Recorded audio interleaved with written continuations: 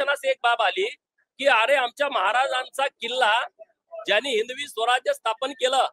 ज्यांनी अखंड हिंदुस्थानामध्ये एक वेगळी दिशा दिली, नव चैतन्य दिलं, महाराजांचा राज्याभिषेक रायगडावरती झाला, अनेक वर्ष त्यांचं वास्तव्य रायगडावरती होतं, जिजामातांचा महाल तिथं खाली पाचाडला आहे आणि त्या ग्रामपंचायतचं नाव हे छत्र निजामपूर आहे. हे अत्यंत दुर्दैवी बाब आहे आणि म्हणून सरकारकडे माझी मागणी आहे, मी माननीय मुख्यमंत्री महोदयांना आज पत्र देतोय की छत्र निजामपूर हा निजाम आला कुठून, रायगडाच्या पायथ्याशी निजाम आला कुठून, निजामाचा संबंध काय, हे काय षडयंत्र आहे. आणि म्हणून आम्हाला निजामांच्या पाऊल पुन्हा नको आहेत,